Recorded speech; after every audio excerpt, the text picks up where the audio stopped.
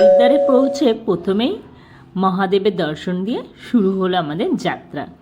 চলো, মহাদেবের দর্শন তো হলো, এবার দেখো আমরা লাগেজপত্র নামিয়ে দাঁড়িয়ে রয়েছে। দেখো যাবো আমরা হোটেলের উদ্দেশ্যে রওনা দেবো।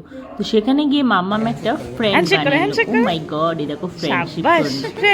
আমরা হোটেলে ফ্রেশ হয়ে চলে গেলাম গঙ্গাঘাটের উদ্দেশ্যে।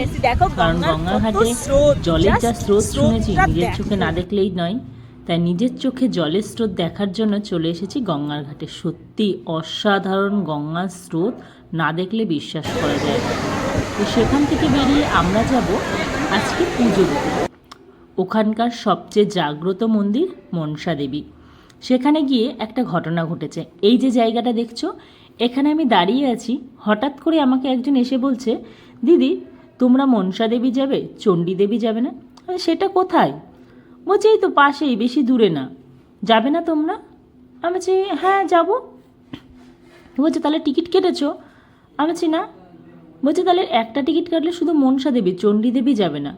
তো সেই বোনের কথা অনুযায়ী আমরা গিয়ে আবার নতুন করে টিকিট করে একবারে মনসা দেবী, চণ্ডী দেবী দর্শন করি। কিন্তু ফিরে এসে সেই বোনকে আর দেখতে পাই না। জানি না কে কীভাবে এসে সংকেত দিয়ে গেছে। অচেনা জায়গায় হঠাৎ করে আমরা যাদের সাথে গেছি তারাও বললো যে না যেতে হবে না, চণ্ডী দেবী অন্যদিন যাবে। কিন্তু জানি না হঠাৎ করে এসে আমাদেরকে বললো চণ্ডী দেবী যাওয়ার জন্য। তো সেখান থেকে আমরা রোপওয়ে করলাম। দেখতে পাচ্ছ রোপওয়েগুলো চলছে, আমরাও রোপওয়েতে উঠলাম। রোপওয়েতে উঠে কিন্তু প্রথমে একটু ভয় ভয় লাগছে, তারপরে দেখলাম যে অসাধারণ অসাধারণ অসাধারণ। নিজে চোখে না দেখলে হয়তো বিশ্বাস করা যায় না, বা নিজে থেকে না গেলে সেই জায়গাগুলো হয়তো অনুভব করা যাবে না। মানে জাস্ট আমার খুব ভালো লেগেছে। আমি যখন মাম্মামকে জিজ্ঞেস করছি, মাম্মাম কেমন লাগছে, তোমার ভয় লাগছে?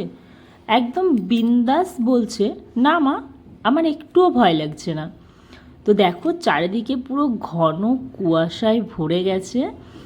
আমরা পাহাড়ের অনেকটা ওপরে আছি, অনেকটা ওপরে। হরিদ্বার মানেই তো উত্তরাখণ্ড পৌঁছে গেছি, সেখানে তো শুধুই পাহাড়।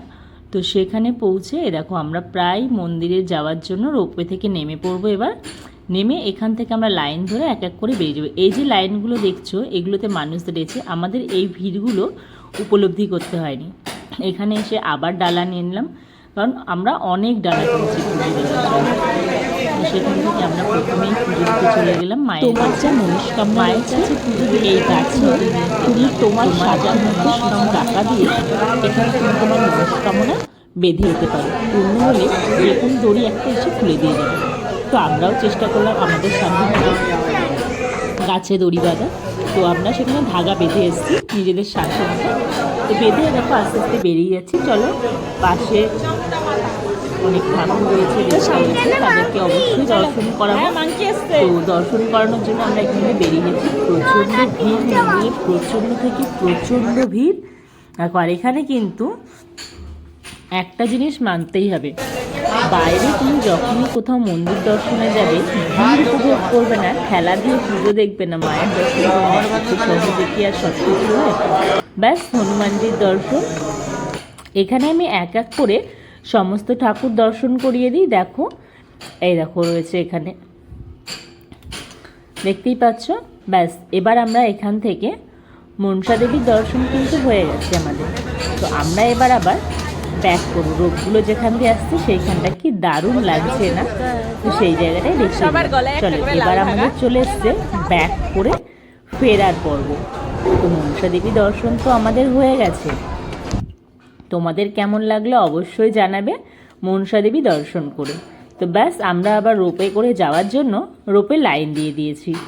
তো লাইন তো আমাদের আস্তে আস্তে এগিয়ে চলেছে। তো কি করা যায় এখন?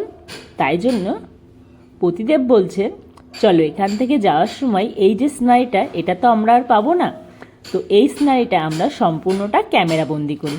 কারণ এই স্নাইটা নিজে চোখে না দেখলে হয়তো বিশ্বাস করতে পারতাম না।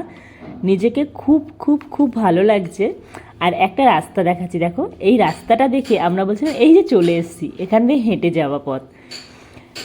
তার জন্য ভাবলাম যে না বাবা এ তো অনেকটাই, যেতে প্রায় টাইম লাগলো রোপে করে 10 মিনিট, আর আসার সময় টাইম লাগলো 6 মিনিট। কারণ যেহেতু নিচে নামছি, এত ফাস্ট নামছি, 6 মিনিটের মধ্যে আমরা নিচে চলে এসেছি। তো আমার তো মনসা দেবী দর্শন করে খুব ভালো লেগেছে। মায়ের কাছে ধাগাও বেঁধে এসেছি, নিজের মনস্কামনা পূরণ যদি অবশ্যই হয় তাহলে সেখানে আমি আবার যাব।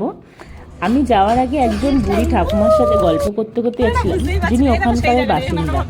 বললাম যে মনসা দেবী যে যাবো, এখানকার জাগ্রত মানে জাগ্রত কেন, তো উনি বললো সেই কথা শুনলাম, ভালো লাগলো।